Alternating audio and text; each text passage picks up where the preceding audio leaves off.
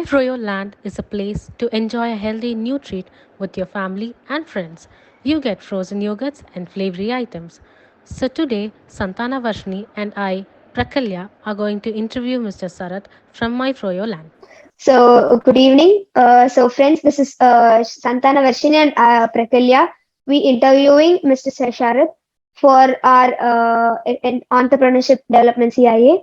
So, sir, let's start from you. So, sir, can I just tell us about yourself, about your firm, from where it started? Sure. Okay. I think So I think this is discussion is about the store called My Froyo Land. It's in frozen yogurt. Okay. Maybe I'll try to use little background. We want to get into food chain. I think that's what I was looking. We were exploring few options, right? I think because one of the ideas like to have some a dessert basically for the people.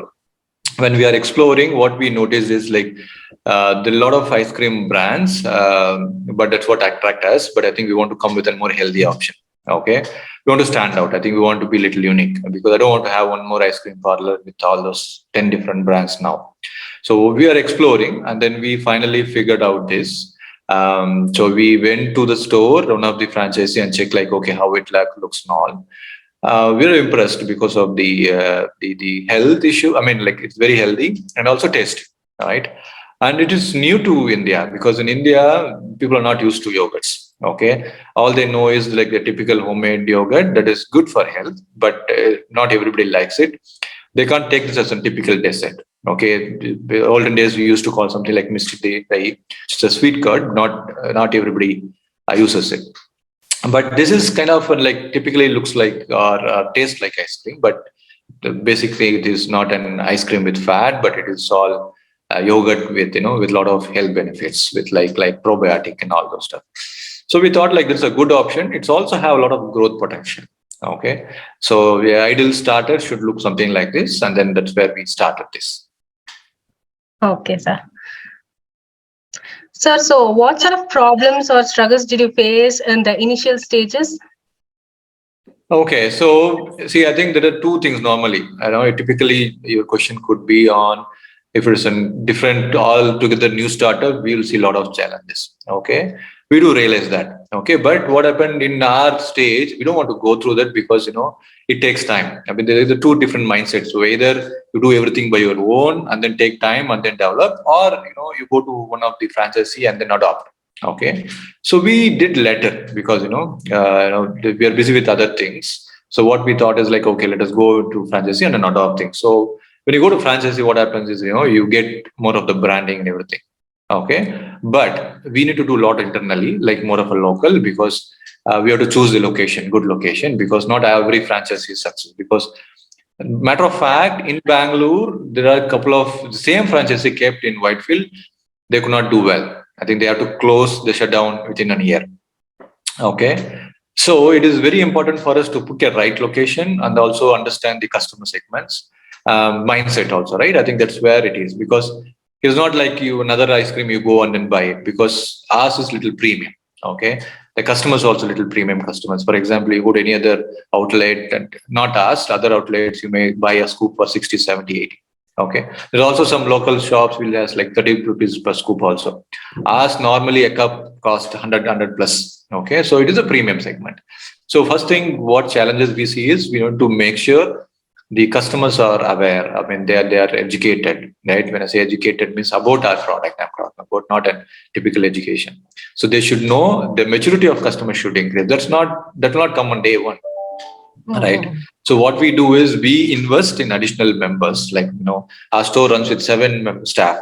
Okay, typically a store size like that doesn't need 7. It like okay with 4. Okay, we have additional staff to explain each and everyone coming in. Okay, what is it? How to how to take? Because one thing is like somebody has to tell. It is very healthy. Okay, it is far better from the taste and health perspective than an ice cream.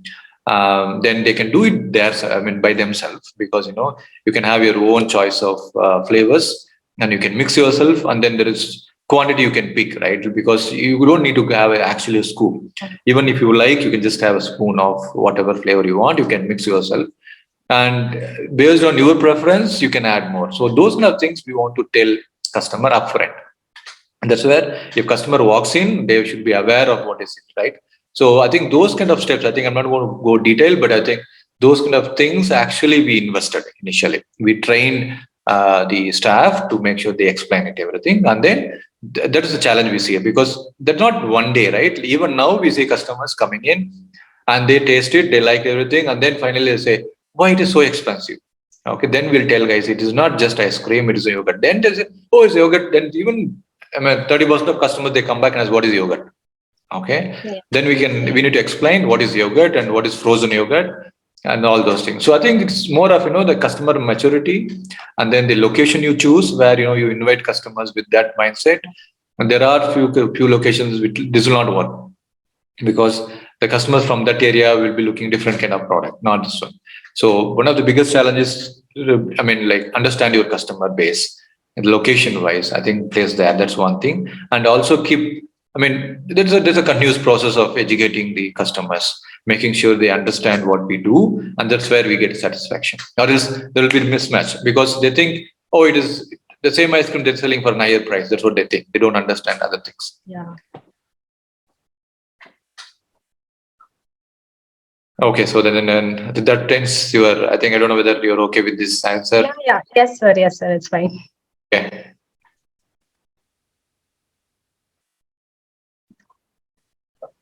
Oh, 1 minute, sir. Varshini, I think you have to unmute yourself. Yeah, sorry. So like every firm has their own brand value, like their own ethics or like a mission. So what do you think is your vision and mission of your own entity, sir? Okay, I think we share the mission, saying like we need to give a healthy product to the customer. Okay, that's the mission actually. Okay, so if you ask about vision, I think that would be more often. We have to expand. It means like, okay, so I would like to have more branches. It means like, at least see, I think we will always have a calculation, right? Like how many franchises or how many branches we can have in particular city. Okay. So my vision would be like expand as much as possible. I would be like, okay, at least have 5 stores in next 5 years is what our, like every year we'll keep opening 1 store, a new location. That would be our vision. But mission is to always give a healthy product, because our company is called as Pasanika Foods. Okay, that's where the Pasanika Foods is what holds my Froyaland. Okay, but the mission of my Pasanika Foods to add more health options to it. Tomorrow, if you guys ask me, okay, I'm okay to take some brand like an KFC, I will say like no. Okay, because I'm not discouraging that brand or something, but I think our idea would be more of go on a health segment. Okay, I'd be more exploring on very fruit based things, or more less fat items and all those more healthy options. What we will explore. Okay, sir. Okay. Sir, yes, now My Froyaland is a great enterprise and has a brand value. So what were your success strategies? I think it goes with the earlier answer also, because location is key. Yeah. Okay, the understanding the customer location is very key, because that's one thing. And again, explaining the customers constantly on the benefits of our product. See, I think the third very fundamental is like our product. Okay, that's set. Okay, we don't want to change that, because that's tasty. So if that breaks down, it will collapse everything. So first thing I would say, like fundamentally, we make sure we maintain the quality. Okay, so that is within us. Okay, that's a very routine process. That's an hygiene factor where we say we cannot miss it. Okay, so I make sure the teams always does the same thing. For example, if I say like, okay, you need to add this much of milk, it will be ditto. I think there's no deviation in that. Okay, this much of other ingredients like fruit mix, if you want to this much, I think it will be exactly same. We follow this SOP, and then we also make sure there's a quality check to that. Any single customer, they come back and say there is even a small complaint, we take it seriously. Okay, we make sure we taste it, and then we also ask other people, because not always one, like a couple of other staff will try to taste it and see like whether there's a difference in the taste, because we know how it tastes, right? Yes. Sometimes it will be customers feeling, but I think if you really see there is a problem, we'll fix it right there. I'm okay to waste that batch, but I don't want to keep that batch and run so that we spoil customer, right? So the one is fundamentally is quality. Okay. The second is the quality is what within ourselves. Second is the constant, explanation or educating the customers on why we are good. Because ours is first. Because we don't have any other brand in entire South India, even in India, about this yogurt, right? Like the frozen yogurts is one of the first, one of these unique one. I think so that people don't know what is the benefit, because most of the time they compare with other products, which is a store bought, which is like a month old product. It's not us. So I think we are our challenge, or even our one of the I would say one of the area what we would always focus is to educate the customers on our product. Yes, sir. Sir, could you just elaborate on whatever your marketing strategies to promote your brands in such a state where you are? Okay, so I think the traditional marketings are, you put an ad in newspapers and pamphlets. I'm not very aligned with us because, I think there are very less, the market changed a lot because, it's more of an on-fly, and a lot of influencing comes from social media. So one of the things we do is we will encourage people, sharing it in social media. Okay. What it means is like we don't go behind social media, but somebody like you coming back and say, hey, can I take a photo? And it's like, yes. And we enable a platform, right? We run a My Froiland page in Insta and other places, like any such social platforms. And there we encourage these kind of things, reboosting ourselves, posting a lot of videos that will enable them. But what we see is, because sometimes people think we pay bloggers and come back, but we don't pay them. A lot of bloggers come us because our product is very interesting. So it goes hand in hand, right? I think the bloggers also get benefit by increasing their viewership. I think we also, because ours is unique, they come at the initial days, at least every day we get 4 or 5 bloggers. But then in entire Bangalore, say like we have 500 bloggers, is all done. Okay, now it's a little slow, but I think bloggers do come to our store, they take, and then we rely on those media, social media, blogging. Yes. Okay, we are not doing any paper or any, physical. It's all about digital. We are looking, and we also do some promos. For example, August 15th, coming up, right? We have every year twice we do buy one get one offers. Like one is on August 15th, another one is on World Yogurt Day, which is on 7th of February. We do this buy one get one. There's 2 promotionals we do, but apart from this, is all about digital marketing. Yes. Okay, and then what makes sense more is digital marketing can influence to pull the customer once, but our one of the main is like the people share. I think your preference. I think you go back and say, guys, you know what? I saw an amazing place, that it tastes really good and it's also healthy. That actually brings us more customers. I think we want that. That's where we always talk to customers and ask for the feedback. Make sure they are comfortable, they enjoy it. And then we keep improvising our products also. Okay, sir. So how do you manage your financial resources? Like, what are your sources of fund? It's very straightforward. I think initially we have to pump in some funds, like say, you put like 50 lakhs to this, right? And we also need to know it is very straightforward business, because the food business, most of your investment goes on the rent and other overheads. Okay, you don't need to keep a lot of stock. Okay, because your entire stock would, you manage it like 1 month of stock. You don't need more than that, because it will come with an expiry date. Okay, so not only ours, like most of any other franchisee or any other this kind of food business you go, they don't invest much on the stock. That is only like 1/10 of their investment. The most of the investment initially would have spent on the infrastructure, like your tech, interiors, your machineries and all those stuff. That would be one time captive, right? The captives would be there, but then all the running operational expenses, what we call as OPEX, would be like, we will define them the OPEX would be like 5 lakhs would have defined. Okay. That would be the base. Then based on sales, we'll keep rotating it. And then it's a typical retail, you get cash immediately, right? So if there is another B2B business, you worry about cash flow. See, here we don't worry about cash flow, because only you sell, you buy it, right? I think that's the rotation we'll have. But the initial 5 lakhs or 10 lakhs of investment would help us to sustain For example, a couple of months, like last month or this month, if you see a lot of rains and the weather is very low, right? You don't see many customers want to eat anything cold, okay? Because of a lot of people are sick, a lot of people don't want anything cold because already environment is cold. So those kind of will sustain, so that that funds will be there. But apart from that, in regular day you sell, and then the retail, and every day you get, and then gets into your account every day. That will be a cash flow. Okay, sir. Okay,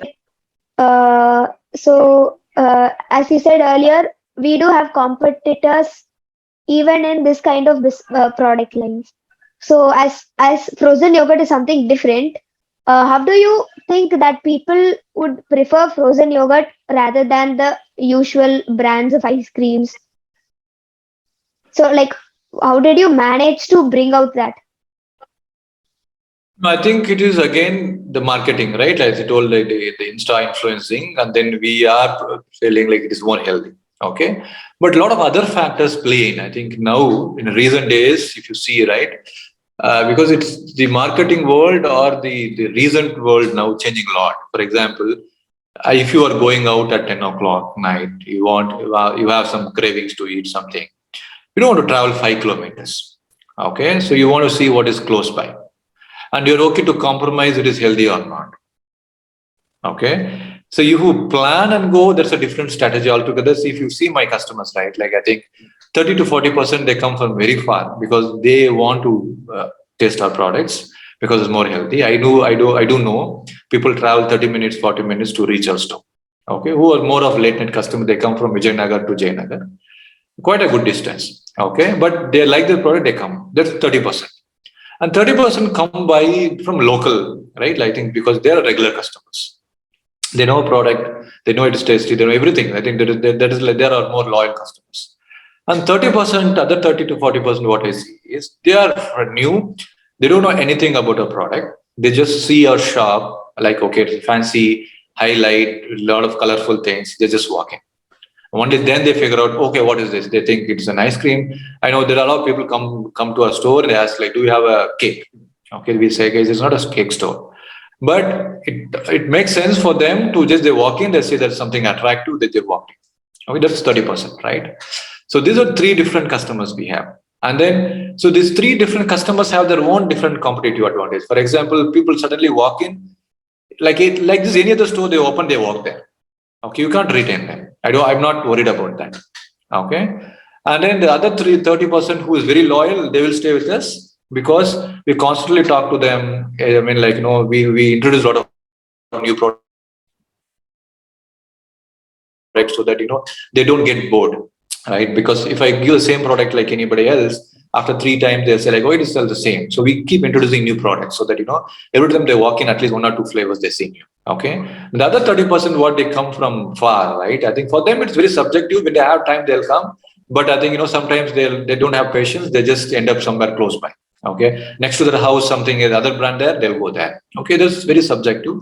Now, there are a lot of, these are the factors that drive the market now. It is not, even though I get the best product, I cannot attract everyone because that I can attract only 30%. So we are well aware of that. Okay. I think based on that, we do strategies. Sir, so as I told you earlier, My Froyo has a great brand value now and it's in a great position. So what are your future goals and where do you see yourself in the next 10 years down the lane? I think, I think one of the questions I was answering, we want to expand ourselves to more franchisee, right? I think Bangalore, in my view, Bangalore can hold at most 10 such stores. Okay. So we want to expand one by one. Then, I think next 5 years, we'll have 5 different stores in 5 different locations, which can cover, almost like half of the Bangalore. Okay. But then I think we need to make sure customers are not bored with our flavors. Okay. Because it's ever changing, right? I think that's where we keep changing the flavors. We have 160 flavors. But any point of time, we have 10 different flavors in the store, and then plus toppings will give a lot of multiple variations. Okay, based on how much chocolate you put, based on how many fruits you put, there are different combinations you can do. The more you get creative, the more options you have. Okay, so that will keep educating the customers, and then they like, and then it will continue. Okay, so our goal is we are not there to add different products. For example, people ask like, do you have anything hot?